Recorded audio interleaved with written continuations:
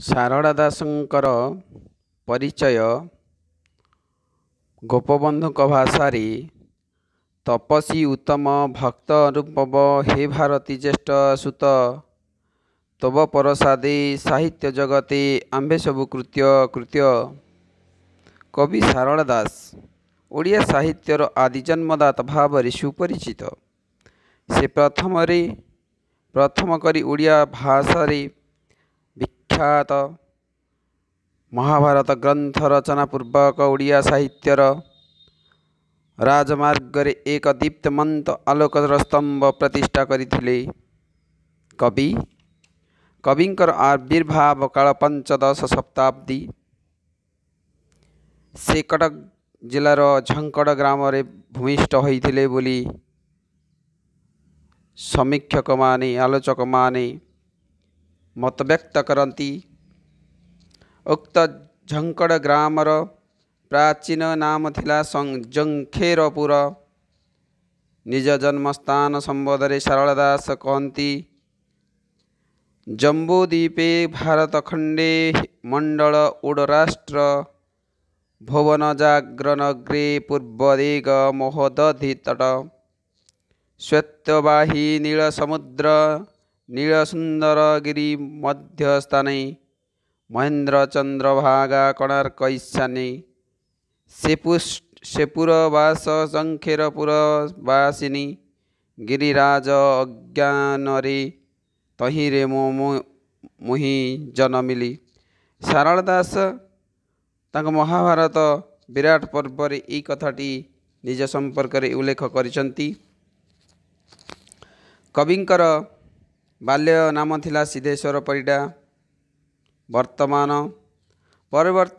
ପରବର୍ତ୍ତୀ କାଳରେ ଦେବୀ ସାରଳାଙ୍କ କୃପାରୁ ତାହାଙ୍କର କୃତିତ୍ୱ ଉଦୟ ହୋଇଥିବା ଯୋଗୁଁ ସେ ନିଜକୁ ସାରଳା ଦାସ ନାମରେ ପରିଚିତ କରାଇଥିବା ଜଣାଯାଏ। କବିଙ୍କର କବିତ୍ୱ ସମ୍ପର୍କରେ ବିଭିନ୍ନ କିମ୍ବଦନ୍ତୀ ଶୁଣାଯାଏ। ଏ ସମ୍ପର୍କରେ ସ୍ୱର୍ଗତ ପଣ୍ଡିତ ମୃତ୍ୟୁଞ୍ଜୟ ରଥ ତାହାଙ୍କ ସାରଳା ଚରିତ ଗ୍ରନ୍ଥରେ ଲେଖିଛନ୍ତି। ସାରଳା ଦାସ ପୂର୍ବପରି ଦିନେ ଗୋଟିଏ ବିଲରେ ହଳ କରୁଥିଲେ।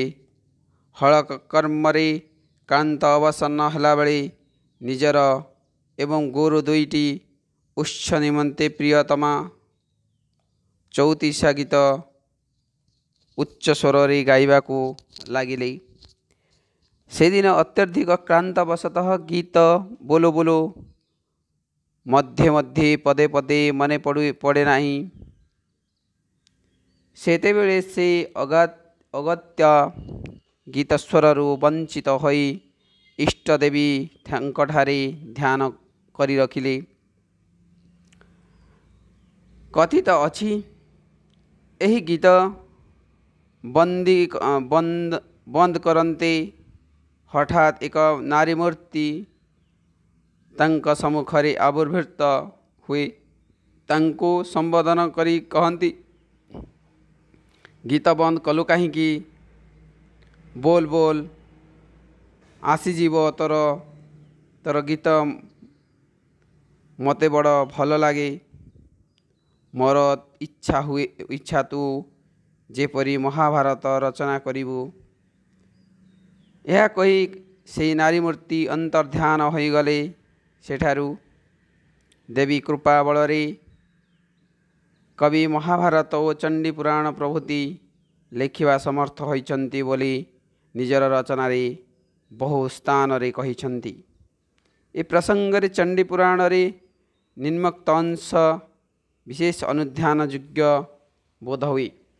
ବାସ୍ତବିକ ସାରଳା ଦାସ ଏ ମାଟିର ମହାନ କବି। ତାଙ୍କ ରଚନା ବଳି ଓଡ଼ିଆ ଭାଷା ସାହିତ୍ୟକୁ ଯେପରି ସମୃଦ୍ଧ ତାହା ସେହିପରି କୌଣସି ପଟାନ୍ତର ନାହିଁ। ଆଜି ଆମେ ଆଲୋଚନା କରିବା ଦୁର୍ଯ୍ୟୋଧନଙ୍କ ରକ୍ତ ନଦୀ ସନ୍ତରଣ କବିତାର ପୃଷ୍ଠଭୂମି। ଦୀର୍ଘ 18 ଦିନ ଧରି ଚାଲିଥିବା ମହାଭାରତର ସମର ବିଖ୍ୟାତ କୁରୁକ୍ଷେତ୍ର ଯୁଦ୍ଧ महाभारत युद्धरे कौरव माने पांडव मानकर आक्रमण रे संपूर्ण रूप से निश्चिन्न हो जाइथिले। कुरुक्षेत्र रे पांडव कौरव सेनांक रक्तपात श्रुत छुटिला। कुरुक्षेत्र रे जो रक्त नदी सृष्टि हैला ताहा थिला देखिबा को अति भयावह भयंकर विभीषिकामय कुरुक्षेत्र रे महाभारतर युद्धर तांडव लीला थिला खूब मर्मदंतु लोमहर्षकारी। ए संपर्क रे कवि सारला दास महाभारत रे मनज्ञ रूप रे वर्णना करिसेंती। अर्जुन सरसज्जारे महावीर भीष्म देहत्याग कले। कर्ण द्रोण दुशासन मातुल शंकुनिकर परी महामहारथी गण पांडवानक आक्रमण रे निश्चन्न होगले। परिणति रे भीमंकर कबलरू प्राण बंचाइबा पाई महामानी दुर्योधन महामानी कुरुराण दुर्योधन गोपन रे प्राण नहीं पलायन करुथिले व्यास सरोवर अभिमुखी। सेठारे से लक्ष्मींकर कोଳରେ आश्रय नेबे बोली आशा पोषण करथिले। मात्र तांकर एही गोपन पलायन पथरे बाधा सृष्टि करुछि कुरुक्षेत्र प्रवाहित होइथिबा रक्त नदी पार हेबा पाई दुर्योधनंकर मनरे देखा जाइछि गभीर भावांतर। मनरे तांकर भीमंक पाई प्रचंड आशंका। पुणी आगरी रक्त नदी उभयक मध्य महामानी दुर्योधन रक्त नदीर प्रखर स्रोत को पार हेबा पाई व्याकुल होई पड़ुथिले। एहीपरि व्याकुलित मध्यरे दुर्योधन थिले। दुर्योधन देखिले दुशासनर शव रक्त नदी स्रोतरे भासी आसुची। दुर्योधन सही शव को भेड़ा करी अपर पार्श्व को पहुँचवा पाई उपाय पांचिले भी से शव तांकु रक्त नदी पार करी नहीं। ताकु आश्रय कला मात्रे ताहा बुड़ी जाइछि। एहीपरि अगणित शव को रक्त नदी पार हेबा पाई आश्रय करी निराश हेबा दुर्योधन पक्षरे थिला। आगरे धरा देइछि निजर अलिअलि पुत्र परिशेषरे लक्ष्मण कुमारर शव। सही शव मुह तल को करी भासी आसुथिबा बेले तार पिठीरे बसी दुर्योधन निरापदरे रक्त नदी संतरण करि पारिछि। नदीर अपर पार्श्वरे पहुँची एते हिताकांक्षी शवटी र परिचय संपर्क रे जानिबा को आशा पोषण करिछि। शवटी कहार चिन्हवा पाई आशा पोषण करी जेते बेले कुरुराण शवटी को ओलटाई देइछि सेते बेले तार आखि से विश्वास करि पारि नाही आखि को। कारण से शव आउ कहार नथिला। ता थिला मानगोविंद दुर्योधनर एकमात्र अलिअलि सुकुमार पुत्र लक्ष्मण कुमारर। निजर पुत्र को चिन्हि पारि दुर्योधन से रक्त नदी रे कूलरे विलाप करिछि। एठी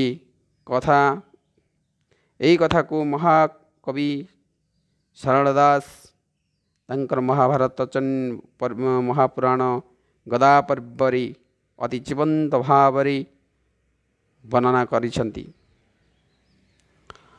एही पृष्ठपटरे आधारित दुर्योधन रक्त नदी संतरण कविताटी गदा पर्वर यह एक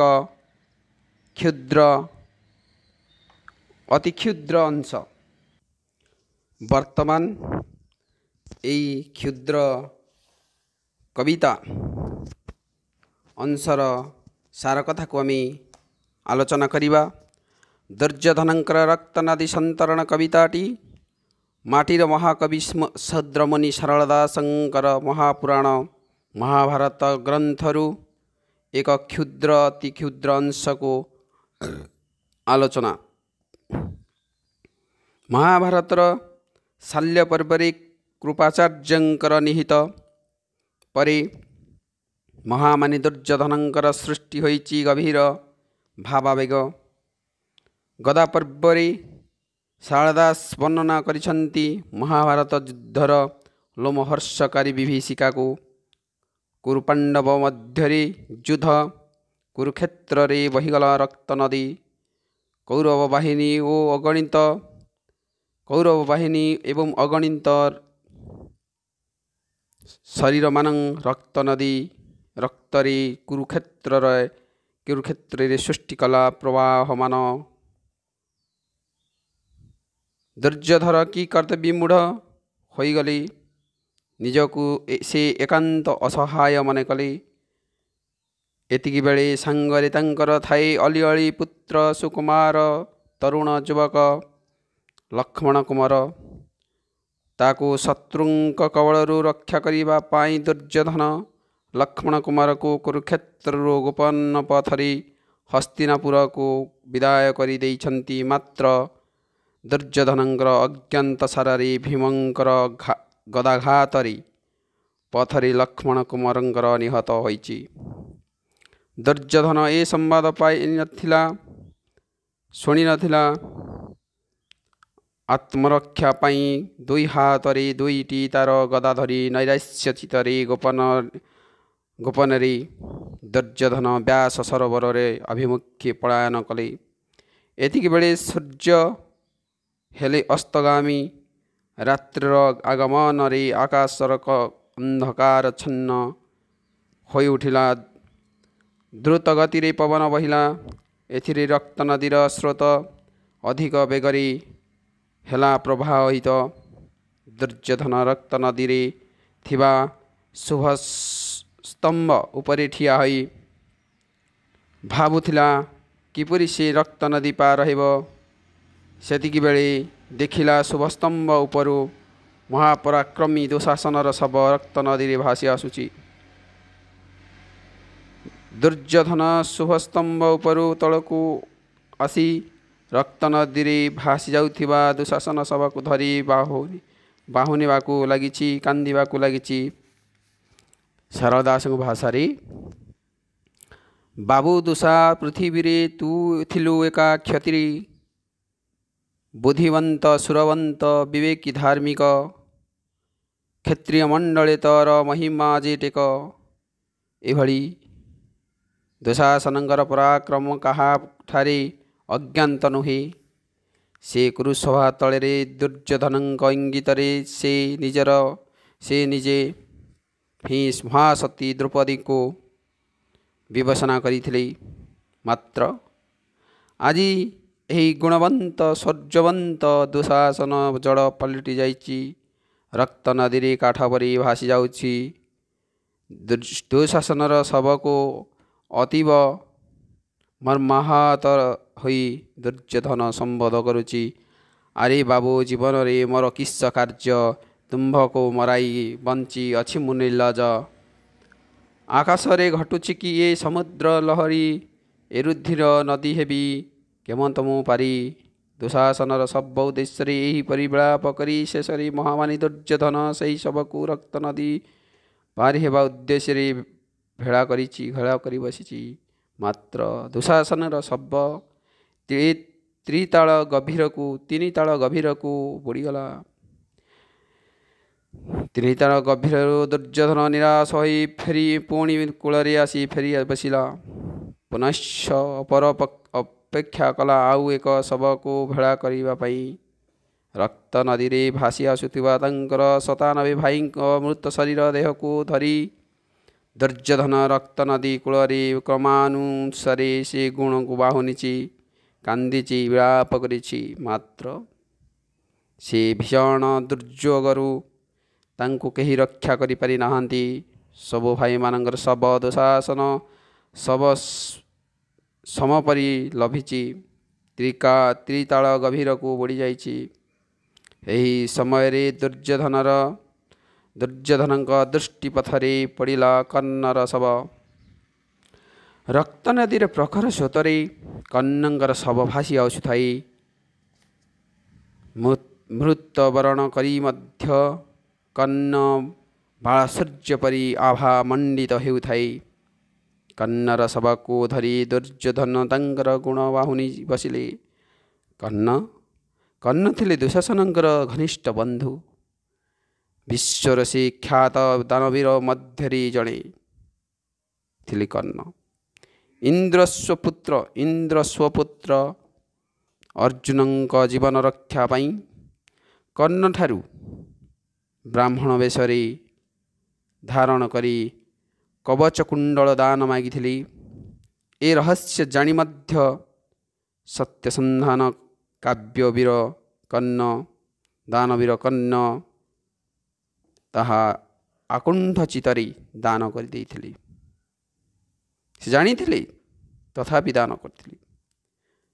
ତାଙ୍କର ମାତା କୁନ୍ତୀ ଓ ଅନ୍ୟାନ୍ୟ ପଞ୍ଚୁ ପାଣ୍ଡବ ଭାଇମାନଙ୍କୁ ଦୂରେଇ ଦେଇ ସେ ଦୁର୍ଯ୍ୟୋଧନଙ୍କ ସପକ୍ଷରେ ସମର୍ଥନ କରୁଥିଲେ।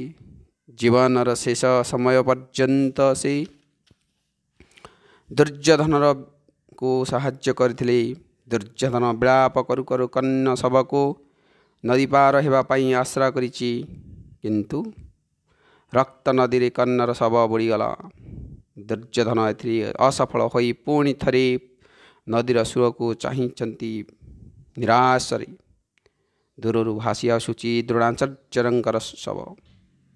ଗୁରୁ ଦ୍ରୋଣାଚାର୍ଯ୍ୟଙ୍କର ମଧ୍ୟ ଶବକୁ ଧରି ଦୁର୍ଯ୍ୟୋଧନ ବିଳାପ କରିଛି। ଦୁର୍ଯ୍ୟୋଧନ ଗୁରୁ ଦ୍ରୋଣାଚାର୍ଯ୍ୟ ଅଧିକ ଭଲ ପାଉଥିବା କହିଥିଲେ ଅର୍ଜୁନକୁ। ମାତ୍ର ଦୁର୍ଯ୍ୟୋଧନଙ୍କ ପକ୍ଷ ସମର୍ଥନ କରୁଥିଲେ ବୋଲି ତାଙ୍କର ମୃତ୍ୟୁବରଣ ହେଲା। ଗୁରୁ ଦ୍ରୋଣାଚାର୍ଯ୍ୟ ଶବକୁ ଭରସା କରି ରକ୍ତ ନଦୀ ପାର ହେବା ପାଇଁ ଦୁର୍ଯ୍ୟୋଧନ ଶବ ଉପରେ ବହୁ ଆଶାରେ ବସି ପଡ଼ିଲେ। ମାତ୍ର ସେ ଶବ ଦୁର୍ଯ୍ୟୋଧନ ଆଶା ଫଳବତୀ କରାଇ ନାହିଁ। ଅଚିରେ ତାହା ରକ୍ତ ନଦୀ ଗର୍ଭକୁ ଲୀନ ହୋଇଗଲା। ଆଖି ତୋଳି ଏଥର ଦୁର୍ଯ୍ୟୋଧନ ଦେଖିଲି ରକ୍ତ ନଦୀ ସ୍ୱରେ ଭାସି ଆସୁଛି ମାତୁଳ ଶକୁନିଙ୍କ ଶବ। ଅନ୍ୟାନ୍ୟ ଶବ ପରି କୂଳ କରି ଦୁର୍ଯ୍ୟୋଧନ ମାମୁଁଙ୍କର ଗୁଣକୁ ସ୍ମରଣ କରିଛନ୍ତି। ବାହୁନି ମନେ ପକାଇ ବିଳାପ କରିବା ଆରମ୍ଭ କରିଛନ୍ତି। ଶକୁନି ପାଇଁ ସେ ବିଷ ଲଡ଼ୁ ଦେଇଥିଲେ ଭୀମଙ୍କୁ। ଶକୁନି ପରାମର୍ଶରେ ଯତୁଗୃହରେ ପାଣ୍ଡବମାନଙ୍କୁ ନିଆଁ ଲଗାଇ ମାରିଦେବାର ଯୋଜନା କରିଥିଲି। କପଟ ପଶାର ମୁଖ୍ୟ କାରପଟଦାର ଥିଲେ ମାତୁଳ ଶକୁନି। ଶକୁନିଙ୍କ ପରାମର୍ଶ କ୍ରମେ ଦୁର୍ଯ୍ୟୋଧନ ଉପକୃତ ହୋଇଛି। ମାତ୍ର ତାହା କ୍ଷଣସ୍ଥାୟୀ ବ୍ୟଥା। ଏହି ଗୁଣ ସୁମରି ସେ ମାତୁଳ ଶକୁନିର ଶବକୁ ଉପରେ କୁରୁରାଣ ବସିବା ପାଇଁ ଚେଷ୍ଟା କରିଛି। ଅବିଳମ୍ବେ ରକ୍ତ ନଦୀରେ ତ୍ରିତାଳ ଗଭୀରକୁ ବୁଡ଼ିଗଲା। ସମସ୍ତ ଉଦ୍ୟମ ବୃଥା ହେବାରୁ ଦୁର୍ଯ୍ୟୋଧନ ବ୍ୟତିବ୍ୟସ୍ତ ହୋଇପଡ଼ିଛି। ଚତୁର୍ଦିଗ ତାକୁ ଅନ୍ଧାର ଦିଶିଛି। କବିଙ୍କ ଭାଷାରେ ରୋଦନ କରଇ ମାନ ଗୋବିନ୍ଦ ଦିଗ ଯେ ଅନ୍ଧାର, କେମନ୍ତ ମୁଁ ଏ ରୁଧିର ହେବି ପାର। ଏହିପରି ବିଳାପ କରୁଥିବା ଅବସ୍ଥାରେ ଦୁର୍ଯ୍ୟୋଧନଙ୍କର ସମ୍ମୁଖରେ ଦେଖାଗଲା ନଦୀ ସୁଅରେ ଭାସି ଆସୁଥିବା ଏକ ପରମ ସୁନ୍ଦର ଯୁବକର ଶବ। ତାର ଦେହରେ କଙ୍କଣ କୁଣ୍ଡଳ ଓ ନାନା ଅଳଙ୍କାର ଚନ୍ଦ୍ର କିରଣ ପରି ଝଲକି ଉଠୁଥିଲା। ମନେ ହେଉଥିଲା ସେ ଯେପରି ଜଳ ଦେବତା ଭାସି ଭାସି ଆସୁଛନ୍ତି। କାହିଁକି କେଜାଣି ଏ ଶବ ଉପରେ ଦୁର୍ଯ୍ୟୋଧନର ଭରସା ବେଶ୍ ଦୃଢ଼ୀଭୂତ ହେଲା। ତାଙ୍କର ମନେ ହେଲା ଏ ଶବ ତାଙ୍କୁ ରକ୍ତନଦୀ ପାର କରିବାର ସଫଳ କାମ୍ୟ ହେବ। ଏହି କଥା ଦୃଢ଼ ପ୍ରତ୍ୟୟ କରି ଦୁର୍ଯ୍ୟୋଧନ ଆପଣାର ଦୁଇ ବିଶାଳ ଗଦା ଧରି ଶବ ଉପରେ ବସିଲା अन्य शव परी ए शव बुड़िला नहीं। सोल परी यह रक्त नदी रे भासी भासी अपर कूल को चलीगला। दुई घड़ी मध्य मान गोविंद दुर्योधन पहुँचीगले अपर नदीर अपर तटरे। रक्त नदीर अपर तटरे रक्त नदी पार हेबा परे शवटी काहार ए कौतूहल दुर्योधन मनरे बहु जात होइछि। बहुगुणित भावरे से व्याकुल होई पड़िले। शवटी को ओलटाई ताहा काहार शव जानिबा पई मृत शव तांको विपद बेले साहाय्य करिछि। ए महात्मा किए ताहा जानिबा पई शव को ओलटाइछि। लेउटाई देखे कुरुराण निरपि चिन्हलाई मो लक्ष्मण कुमार। दुर्योधन व्याकुल लोतक बन्नरे रूपांतरित होगला। ए जे तांकर एकमात्र कुलनंदन लक्ष्मण कुमार। एथिरे दुर्योधन को देखा देइछि गभीर भावांतर। से लक्ष्मण कुमार को कुलाग्रत करी गुण स्मरण करी तार समस्त गुण को एठी मन पई बाहुनी बाहुनी कांदिछि। संगे संगे अश्रुबन्या छुटाई देइछि। महाभारत महासमर बेले दुर्योधन लक्ष्मण कुमार को गोपन पथरे राजपुर को विदाय करी देइथिले। मात्र से बंची पारिला नहीं। एकमात्र पुत्र लक्ष्मण कुमार गुण गरिमा बुद्धि विद्या रूप वैभव स्मरण करी दुर्योधन भांगी पड़िले।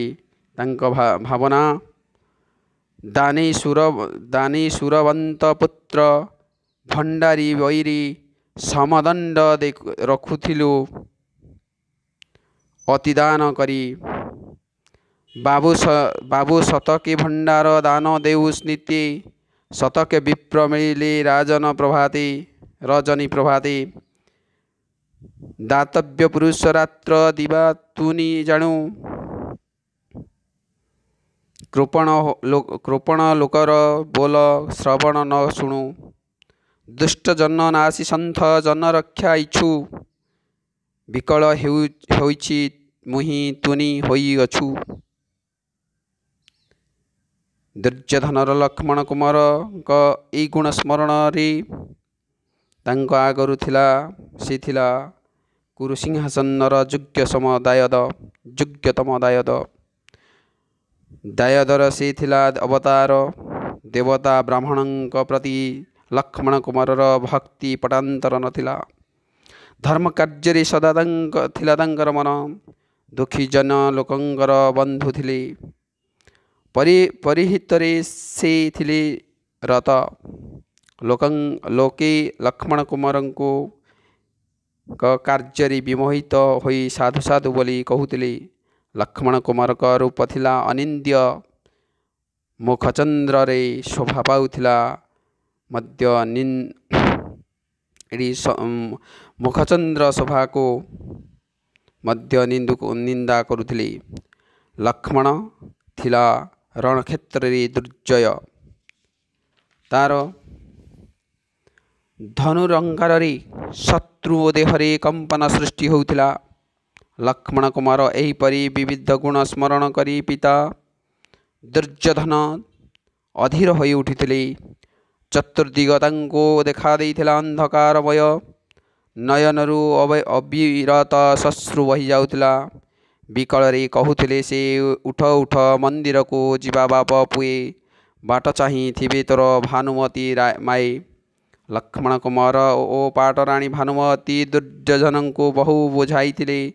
पांडव मानंको 5 खंड ग्राम देई कौनसी अप्रीतिकर परिस्थिति सृष्टि न करिबाकू। मात्र तांकर अहंकार अभिमान गर्व रे से दिन बिना युद्धे देवी नाही शुचिक्र मेदिनी कही अपमानित करी फेराई देइथिले पांडव बंधु श्रीकृष्ण को। एबे से परितापर विषय फलप्रदी भोगिबाको समय तांक पई उपस्थित। लक्ष्मण कुमार जदि जीवन्यास लभे तेबे तांक कथा रे दुर्योधन मानिबे बोली विकल रे कांदी कहिचंती। लक्ष्मण कुमार सबकू पुत्र शुकरी तांकर निष्फल पितृत अधीर होई उठिछि। ସେ ଶୋକାତୁର ହୋଇ କହିଛନ୍ତି, ଏବେରେ ପୁତ୍ର ମୁଁ କରିବି ତୋହର ବୁଲ, ଅଧେ ରାଜ୍ୟ ଦେବି ମୁହିଁ ଆସମର ତୁଲ୍ୟ, ସମ୍ପୂର୍ଣ୍ଣ ଚନ୍ଦ୍ରବଦନ ଦେଖୁଥିବି ତୋର, ଇୟାପଦ ଦେଖି କେହ୍ନେ ଧରିବ ଶରୀର। ଲକ୍ଷ୍ମଣ କୁମାର ଆଜି ନାହିଁ। ଏତିକି ଭାବିଲା ବେଳକୁ ଦୁର୍ଯ୍ୟୋଧନ ହୃଦୟ ବ୍ୟଥାରି ବିଦୀର୍ଣ୍ଣ ହୋଇ ଉଠୁଛି। ସେ ପିଲାଙ୍କ ଭଳି କାନ୍ଦି ଉଠୁଛି, ବିଳାପ କରି ଉଠୁଛି। ଲକ୍ଷ୍ମଣ କୁମାର ଦେହରେ କର୍ପୂର ଚନ୍ଦନ ବୋଳା ଯାଉଥିଲା, ମାତ୍ର ଏବେ ଏହି ତନୁ ରକ୍ତ ରଞ୍ଜିତ ଦୁର୍ଗନ୍ଧ ପୂତରେ ପୋତି ହୋଇଛି। ଏହି ଅନୁତାପରେ ଦୁର୍ଯ୍ୟୋଧନ ପୁଣି କାନ୍ଦିଛି। ମୋହର ପରାଏ ପିତା ତୋର ଆଉ ନହୁଁ, ତୋହର ପରାଏ ପୁତ୍ର ଜନ୍ମ ଜନ୍ମ ହେଉ। ନିଜ କୃତକର୍ମ ପାଇଁ ଦୁର୍ଯ୍ୟୋଧନ ନିଜକୁ ଶତାଧିକାର କରିଛି। ତାଙ୍କର ପରାମର୍ଶଦାତା ପାଇଁ ଆଜି କୁରୁକୁଳ ସମେତ ଲକ୍ଷ୍ମଣ କୁମାରକୁ ଜୀବନ ଦେବାକୁ ପଡ଼ିଛି। ଏହା ଚିନ୍ତା କରି ଅନୁତାପରେ ତାଙ୍କର ହୃଦୟ ଦଗ୍ଧୀଭୂତ ହେଲା। ଅଶ୍ରୁପୂର୍ଣ୍ଣ ନୟନରେ ସେ ମାଟିରେ ଗଦାକୁ ପ୍ରହାର କରି ପୁତ୍ର ଲକ୍ଷ୍ମଣ କୁମାର ପାଇଁ ସମାଧି ଖୋଳିଲେ।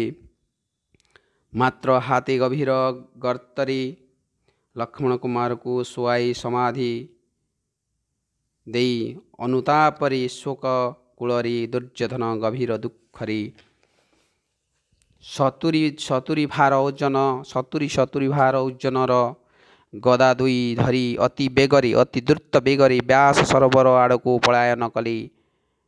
ଭୀମର ଭୟରେ ସେଠାରେ ପହଞ୍ଚିବା ପରେ ସେଇଠାରେ ସେ ଭୀମ ଭୟରେ ଆତ୍ମଗୋପନ କଲେ। ଏହିଭଳି ଥିଲା ଦୁର୍ଯ୍ୟୋଧନ ରକ୍ତନଦୀ ସନ୍ତରଣର ବିଷୟବସ୍ତୁ। ଦୁର୍ଯ୍ୟୋଧନଙ୍କର ଏପରି ଭାବାନ୍ତର କବି ଲିଖନୀରେ ମନ୍ମୟ ରୂପ ପ୍ରକାଶ ପାଇବା ସଙ୍ଗେ ସଙ୍ଗେ ଦମ୍ଭ ଗର୍ବ ଲୋକମାନଙ୍କ ପାଇଁ ଏକ ବିଶେଷ ଚେତାବନୀ ଶୁଣାଇଛନ୍ତି। ଆପଣମାନଙ୍କୁ ଅନୁରୋଧ, ଆପଣ ସବସ୍କ୍ରାଇବ୍ କରିଦିଅନ୍ତୁ, ଲାଇକ୍ କରିଦିଅନ୍ତୁ, ସେୟାର କରିଦିଅନ୍ତୁ ବନ୍ଧୁମାନଙ୍କୁ।